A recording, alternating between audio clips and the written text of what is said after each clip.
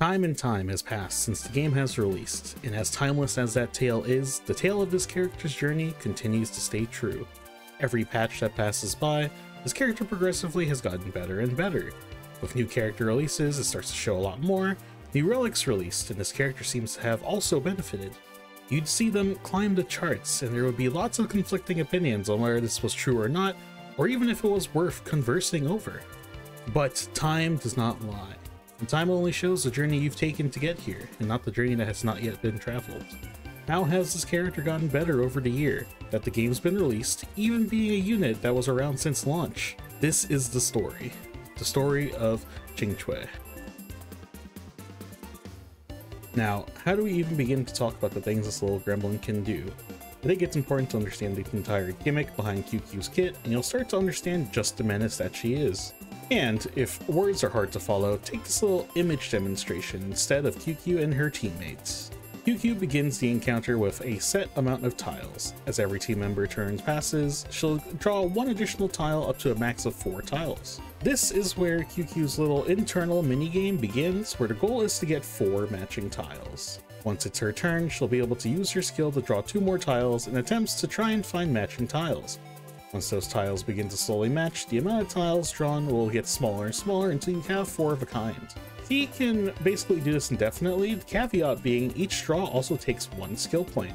The added benefit is the longer it takes you to draw those 4 of a kinds, the stronger Qingque's basic skill will get up to a max of 4 stacks from her skill.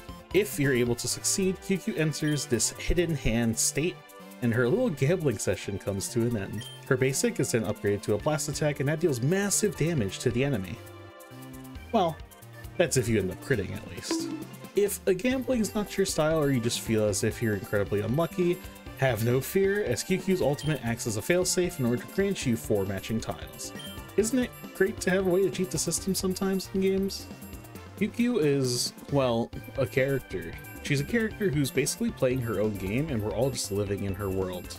If you thought the gacha system was out to get you, now we've got gacha in our gacha to make our gacha feel even worse. But even then, honestly, it's a really good system. A system that in theory can work in your favor, but the odds are always stacked against you. But it's all RNG, right? Sometimes RNG can be really nice, or you get those relics that have 20% defense rolls and all of a sudden you want to throw something at a wall. But what if there was a way you could add even more RNG to the mix? What if there was some way to be able to just further increase that thrill and just be able to feel that high one more time? Well, wait until you read what this idling can do. Welcome to Qingque E4. You know how you're already playing a minigame within your skill, trying to get that sweet 4 of a kind? Well, here's the catch. Keep trying to get that 4 of a kind, but every one of your flips, there's a chance to get a bonus. Isn't that exciting? Every skill point flip now becomes a 24% chance to trigger this additional autarky effect, giving a follow-up attack onto your basic skill that will additionally deal 100% of the damage your basic skill had already done. The problem is 24% is kind of low, and also you have to bank on trying to get it while also going for your 4 of a kind. And to also maximize your damage, losing more skill point flips is what you need to do, and it's sorta encouraged. But you can do all of that and still not get your bonus attack, and now you've got to try again. You thought it was over, but Qingque's game has just begun, and now you're in it, buddy, for the long haul. Now, Qingque is realistically a one gal's show, but she needs to have good friends along the way to help her out. And with each given patch, she's gotten another partner in her arsenal, slowly but surely forming her ultimate gacha army, filled with more and more gremlins that help fit that agenda. This cues in our elite squad of shorties, also known as the Mono Quantum team itself. Xuan, the first pillar of the team, provides protection for the squad while also providing a critical chance boost. Silverwolf, Pillar 2, always allowing for your team to be able to have that quantum weakness applied while additionally having a defense shred in her kit.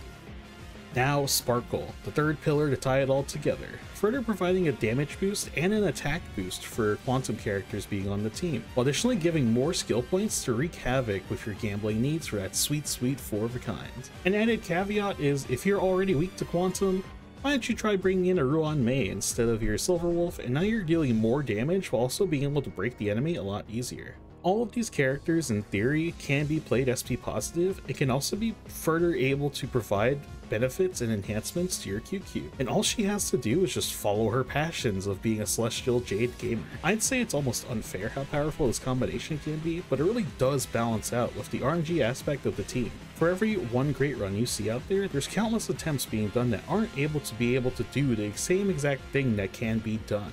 But that's all for the sake of the game, baby. Go big or go home. We aren't quitters around here. It takes a certain appeal to want to play a character like Qingque. There's so many other options out there that you can play, and in all honesty, yeah, you're probably right. But there's just so much more to it than anything else. It's about the vision. How far can I take this little gremlin? Where will this leave me in the fight? Should I keep flipping tiles now and go for the follow-up attack? Maybe I should just use my ultimate for more damage. You are in control of your choices. Your actions will reflect what will happen next for the outcome of the battle that you're in. And do you think what you've already done is enough? Maybe if you could squeeze out an extra action, you could have avoided another situation later on. Your gameplay is no longer black and white. You could be in this really great position and everything is running perfectly, but all of a sudden you're flipping 6 tiles and now your skill point economy is gone. Other characters have it easy. The gameplay loop is very A to B. Qingque is a free thinker, and she likes to think about plans C to Z. Maybe it's just the fact that she makes my standard gameplay just a little more entertaining. Fun factor is a huge thing, and that's one of the most important messages that I'm trying to deliver. There will come a time in the game's life where we'll look back and see what this character had, and hope they'll release something similar. But they'll never be able to release anyone who can compare and shock the community as much as this little gremlin Qingque has. You know, as they say, 99% of gamblers quit before they win big. So why not just keep trying, and then maybe in one of these attempts, you'll get exactly what you wanted. But also, maybe there's definitely a time and a place where you should probably just call it quits. It's not looking any better. You know, maybe it's also just a numbers thing. Qingque kind of just hits the right buttons in my brain where the monkey clamping the symbols together is very pleased. And honestly, is there really any other reason but to please the monkey in our heads? I kept pushing off this character for a long time, but I hate to say it, for the better or worse, I'm now a part of the Qingque agenda. Thanks for watching. Subscribe if you like more chaotic videos that are trapped in my mind. Comment down below if you've got any suggestions. Till next time, peace.